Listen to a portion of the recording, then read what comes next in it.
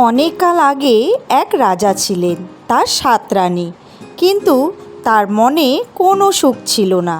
৭ রানীর মধ্যে কারো ছেলেপুলে হলো না। এমন সময় একজন সাধু এসে রাজাকে বললেন, মহারাজ, আপনার মনের দুঃখ আমি জানতে পেরেছি। রাজধানীর উত্তরে যে বিশাল ঘন বন আছে, তার ঠিক মধ্যিখানে এক আম গাছ আছে। এত বড় আম গাছ সচরাচর দেখা যায় না। ওই আম গাছের ডালে 7টি পাকা আম ঝুলে আছে। মহারাজ যদি ওই বনে গিয়ে নিজের হাতে ওই 7টি আম পেড়ে এনে রানীদের খেতে দেন, তাহলে তাদের প্রত্যেকের ছেলে হবে। রাজা আর অপেক্ষা করলেন না। ঘোড়ায় চড়ে তখনই ওই বনের মধ্যে গিয়ে সেই আম গাছ থেকে 7টি আম পেড়ে এনে রানীদের খেতে দিলেন। কিছুদিন পরে রাজা শুনলেন 7 রানীরই ছেলে হবে। তার মনে আর আনন্দ ধরে না। এর মধ্যে রাজা একদিন বনে গেছেন শিকার করতে। এমন সময় দেখলেন গাছতলায় এক অপরূপ সুন্দরী মেয়ে দাঁড়িয়ে আছে। তাকে দেখেই মুগ্ধ হয়ে গেলেন। কারো সঙ্গে পরামর্শ না করে তাকে ঘোড়ায় তুলে নিয়ে রাজবাড়িতে ফিরে এলেন। কিছুদিন পরে তার সঙ্গে রাজার বিয়ে হয়ে গেল। ওই সুন্দরী মেয়ে কিন্তু আসলে একটা রাক্ষসী। রাজা তার কিছুই বুঝতে পারেননি। নতুন রানীকে তিনি এতই ভালোবেসে ফেললেন যে সে যা বলতো তিনি তাই করতেন। একদিন নতুন রানী হঠাৎ বলল, তুমি যে রোজ বলো আমাকে তুমি খুব ভালোবাসো, কই তার প্রমাণ দাও এবার। সত্যিই যদি আমাকে ভালোবাসো, তাহলে তোমার আগেকার রানীগুলোর চোখ গেলে তাদের মেরে ফেলো। তবেই বুঝবো আমাকে সত্যি ভালোবাসো। না হলে ও কথা আর মুখে এনো না। সবচাইতে আদরের রানীর মুখে এমন ভয়ঙ্কর কথা শুনে রাজা স্তম্ভিত হয়ে গেলেন। কি করে এমন নিষ্ঠুর কাজ তিনি করবেন? বিশেষত রানীদের সকলের ছেলে হবে এমন সময়। কিন্তু নতুন রানী কিছুতেই ছাড়ল না। তার কথা না রাখলে সে রাজার মুখ দেখবে না বলে শপথ করল। অগত্যা রাজার হুকুমে নিরপরাধ 7 রানীর চোখ গেলে তাদের বধ করবার জন্য মন্ত্রীর হাতে সঁপে দেওয়া হলো। কিন্তু মন্ত্রীর মনে দয়া মায়া ছিল, তাই তাদের মেরে না ফেলে নির্জন পাহাড়ের ওপরে একটা পাথরের গুহায় লুকিয়ে রাখলেন। কিন্তু সেখানে খাবার দাবারের কোনো ব্যবস্থা ছিল না। মন্ত্রীও রাজ্য ছেড়ে চলে গেলেন। প্রথমে বড় রানীর ছেলে হলো। তিনি তখন অন্যদের বললেন, এই অন্ধ অবস্থায় এই ছেলেকে কি করে মানুষ করব? নিজেরাই তো না খেয়ে মরতে বসেছি। তার চেয়ে ছেলেটাকে মেরে 7 জনে ভাগ করে খাই। তাই করা হলো। 6 রানী তাদের ভাগ খেলেন। ছোট রানী তার ভাগ তুলে রেখে উপোস করেই রইলেন। এরপর একজনের পর একজন করে আরও 5 রানীর ছেলে হলো। আর তাকে মেরে সকলে মিলে ভাগ করে খেলো। খালি ছোট রানী প্রত্যেকবার তার ভাগটি তুলে রাখলেন। সবার শেষে ছোট রানীরও ছেলে হলো। তখন বড় রানীরা বললেন, দে, আমাদের ভাগ দে। ছোট রানী মনে মনে স্থির করেছিলেন যেমন করেই হোক তার ছেলেটির প্রাণ বাঁচিয়ে তাকে মানুষ করবেন। তিনি তখন তুলে রাখা সেই 6টি টুকরো এনে দিদিদের খেতে দিলেন। তারা দেখলেন এ তো শুকনো খাবার। ছোট রানীকে তার কারণ জিজ্ঞাসা করলে তিনি বললেন, দিদি, তোমরা আমার কথা রাখো। 6 বাচ্চা গেছে, এসো সকলে মিলে এই শেষটিকে মানুষ করি।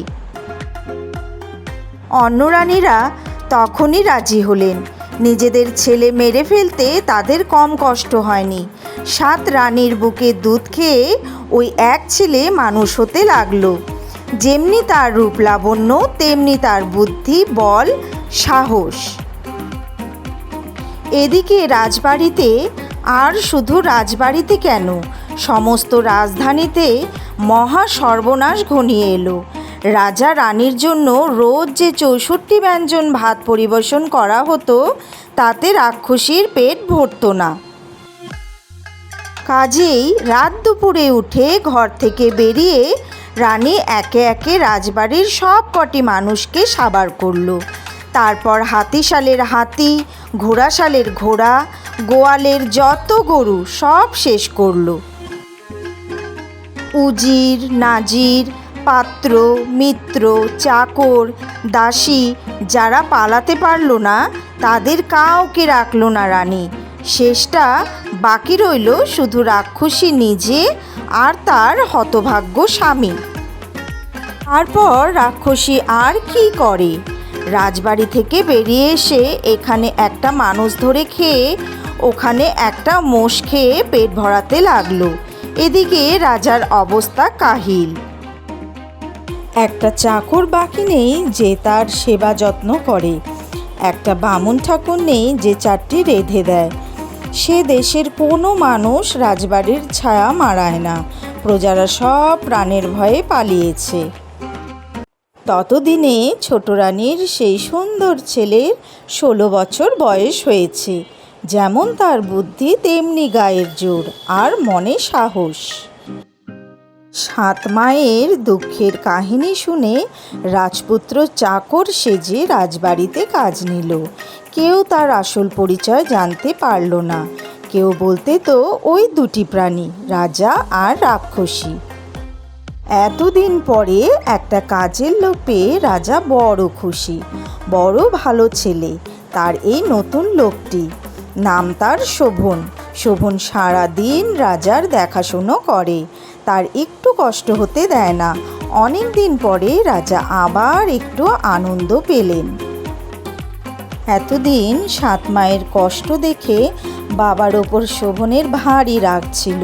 সে ছোটবেলা থেকেই ভাবত বড় হয়েই বাবার ওপর প্রতিশোধ নেবে। এখন প্রতিশোধ নিতে এসে দেখে বাবা বড় দুঃখী, মায়া পড়ে যায়। আর প্রতিশোধ নেওয়া হয় না। শোভন প্রাণ দিয়ে বাবার সেবা করে, কিন্তু রাতে থাকে না। রাতে থাকা নিরাপদ ছিল না। রাতে রানী রাক্ষসীর রূপ নিয়ে খাবার খুঁজতে বেড়াতো। দিনের বেলায় কিছু করতো না। তাই সূর্য ডোবার আগেই শোভন বাবাকে খাইয়ে দাইয়ে ঘর দোর পরিষ্কার করে বিছানা পেতে মশারি ফেলে মাথার কাছে একতোড়া গোলাপ সাজিয়ে রেখে বাড়ি চলে যেত। রাজা তাকে ছাড়তে চাইতেন না। ওই প্রেতের মতো রাজপুরীতে এতটুকু আনন্দ ছিল না। শোভনের মন খারাপ হয়ে যেত। বাবাকে একলা ফেলে যেতে মন চাইতো না, কিন্তু থাকার উপায় ছিল না। রাক্ষসী তার স্বামীকে কিছু বলবে না, কিন্তু শোভনকে তো আর ছাড়বে না। পাহাড়তলির গা থেকে 7 মায়ের জন্য খাবার কিনে নিয়ে যেত সে। সে যে রাক্ষসপুরীতে কাজ করে তারা টের পেতেন না। টের পেলে উপোস করে মরে গেলেও তাকে ছাড়তেন না। শোভন তাদের প্রাণের প্রাণ, অন্ধ চোখের মণি। তারা ভাবতেন বোধহয় দূর গায়ে কাজ করে, তাই ফিরতে রোজ সন্ধে হয়। এদিকে রাক্ষসী ভারী ধূর্ত। রাজার এমন নধর চাকরটাকে দেখে তার জিভে জল আসে, আবার ভয়ও হয়। যে চালাক ছেলে, কেমন রাত হওয়ার আগে রোজ পালায়। কি জানি সে হয়তো তার আসল পরিচয় ধরে ফেলেছে। যেমন করেই হোক ছেলেটাকে বিদায় করতে হবে। যেমন গায়ে জোর তেমনি খাটতেও পারে শোভন। আবার জোর গলায় বলতো, আমি কাজে ভয় পাই না, যত কঠিন কাজই হোক না কেন আমি ঠিক করে দেব। রাক্ষসীর মাথায় দুষ্টু বুদ্ধি এলো। সে রাজাকে গিয়ে বলল, মহারাজ, আমার কলজের ব্যামো, আমি বোধহয় আর বাঁচব না। একদিন যদি তুমি তোমার ওই চালাক চাকরটাকে সমুদ্রের অন্য পারে পাঠিয়ে আমার বুড়ি মায়ের কাছ থেকে ওদের দেশের 12 হাত কাকুরের 13 হাত বিচি আনিয়ে দিতে পারো, তবেই আমি ভালো হব। রাজা দুঃখিত হয়ে বললেন, যাও শোভন, রানীর জন্য ওই ওষুধ নিয়ে এসো। কিন্তু তুমি ছেলে মানুষ, পারবে তো? রাক্ষসী বলল, আমি মাকে চিঠি লিখে দেব, মার কাছেই ওষুধ আছে, খুঁজতেও হবে না। তাছাড়া ছেলেটা তো বলেই যে কাজ যতই কঠিন হোক ও ঠিক করে দেবে। রাক্ষসী মেয়ের রাক্ষসী মা। সে থাকতো সমুদ্রের অন্য পারে রাক্ষসদের দেশে। রানী ভাবল সেখানে একবার গেলে বাছাধনকে আর ফিরতে হচ্ছে না। আমি মাকে চিঠি লিখে দিচ্ছি, এই নাও তোমার জলখাবার পাঠালাম, মা অমনি ওকে তুলে মুখে পুরে দেবে। এই ভেবে রাক্ষসী সত্যি সত্যি তাই লিখে দিয়ে নিশ্চিন্ত হলো। এবার বেটার সন্ধ্যের আগে বাড়ি পালানো বেরিয়ে যাবে। সন্ধ্যার আগে সেখান থেকে ফেরা যায় না, একটা রাত কাটাতেই হবে। সকালে শোভন 7 মায়ের কয়েকদিনের খাবার দাবারের ব্যবস্থা করে দিয়ে চিঠি নিয়ে রওনা হয়ে গেল। রাজধানী ছাড়িয়ে কিছু দূরে গিয়ে সে চিঠি খুলে পড়ে দেখল, যা সন্দেহ করেছিল তাই ঠিক হলো। রাক্ষসী লিখেছে, মা তোমাকে জলখাবার পাঠালাম। চিঠিটা শোভন ছিঁড়ে ফেলে দিয়ে পথ চলতে লাগলো। কত দেশ, কত বন, কত পর্বত, কত নদী পার হয়ে অবশেষে একদিন সে সমুদ্রের তীরে এসে পৌঁছল। ওই সমুদ্রের অন্য পারে রাক্ষসদের দেশ। 7 মায়ের দুধ খাওয়া ছেলের গলার জোরটি কম ছিল না। সেই সমুদ্রের ধারে দাঁড়িয়ে সে হাঁক দিল, ও দিদিমা, দিদিমা গো, তুমি কোথায়? এদিকে এসো, তোমার মেয়ে যে মরতে বসেছে। শিগগিরই এসে তোমার নাতিকে নিয়ে যাও, আমি ওষুধ নিতে এসেছি। সমুদ্রের অন্য তীর থেকে বুড়ি রাক্ষসী সে ডাক শুনতে পেয়ে সাগরের ওপর দিয়ে সাই সাই করে উড়ে এসে নাতিকে পিঠে তুলে আবার সাই সাই করে ফিরে গেল। শোভন রাক্ষসদের দেশের মাটিতে নামলো।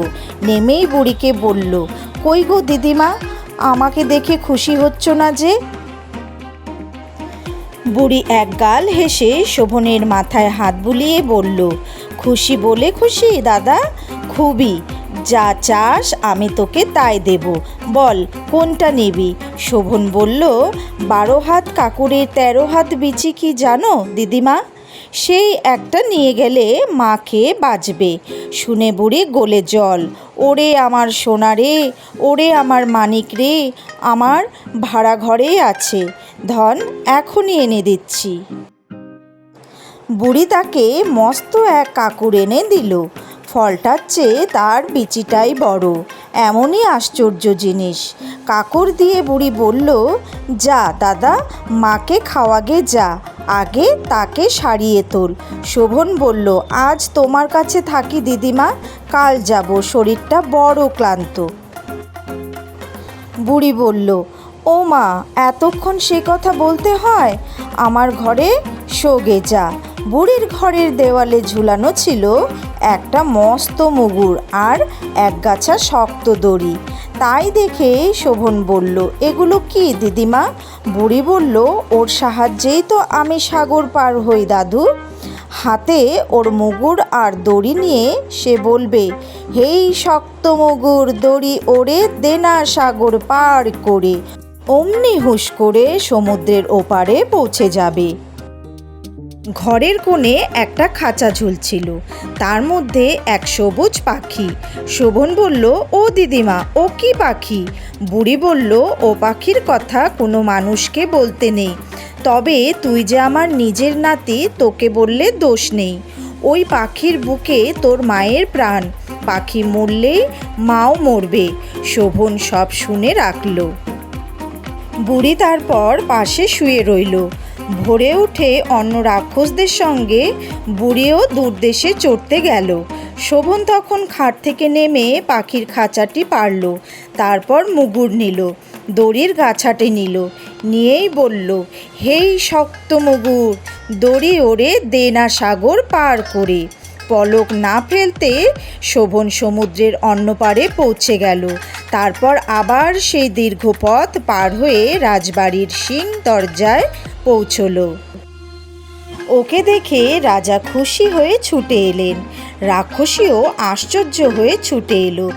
শোভন সেই 12 হাত কাকুরে 13 হাত বিচি রাক্ষসীর পায়ের কাছে রাখল, কিন্তু পাখিটিকে নিজের কাপড় চোপড়ের মধ্যে লুকিয়ে রাখল। 2 দিন গেল, 4 দিন গেল। তারপর দূর শহরের প্রজারা এসে বলল, মহারাজ, রোজ সন্ধ্যায় রাজবাড়ির দিক থেকে এক প্রকাণ্ড বাজ পাখি উড়ে এসে রাজপথ থেকে মানুষ তুলে খায়। অনেক দিন ধরে এই সর্বনাশ চলছে মহারাজ।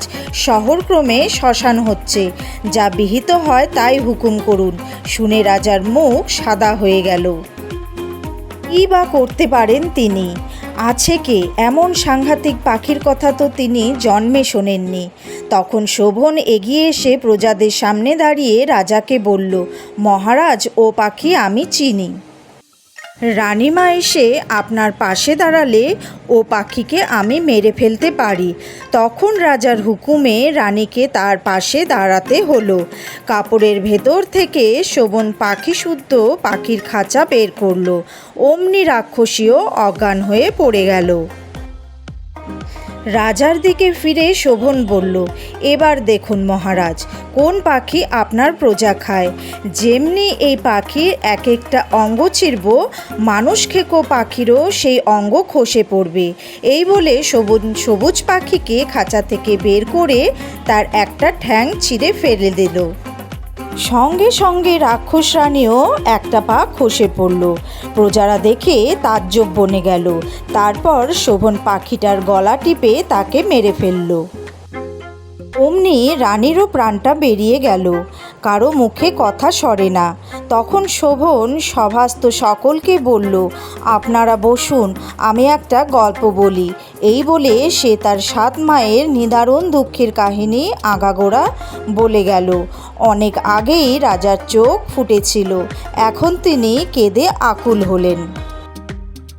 গল্প শেষ করে শোভন বলল, মহারাজ, 7 দক্ষিণী মায়ের দুধ খেয়ে মানুষ হওয়া আমি আপনার সেই ছেলে। প্রতিজ্ঞা করেছিলাম 7 মায়ের কষ্ট দূর করব, আপনাকে মুক্তি দেব, এই আমার কথা।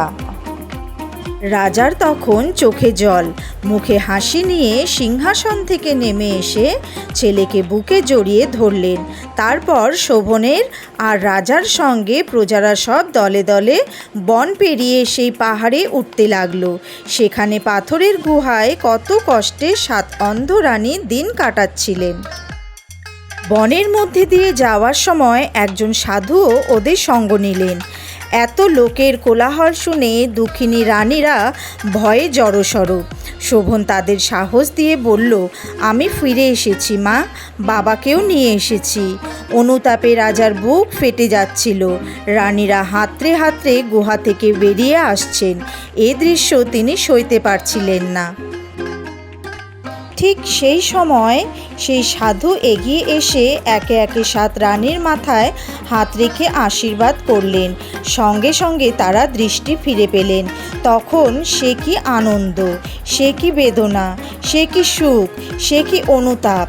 তারই মধ্যে সাধু যে কখন বিদায় নিলেন আর তাকে দেখা গেল না। রাজা তার রানীদের নিয়ে রাজপ্রাসাদে ফিরে এলেন। জল্লাদরা রাক্ষসীর শরীরটা ততক্ষণে পুঁতে ফেলেছিল।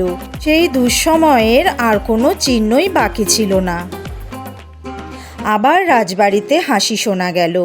আবার লোকজনে পুরী গমগম করতে লাগলো। নহবতখানায় নহবত বসল। শোভন যুবরাজ হলো।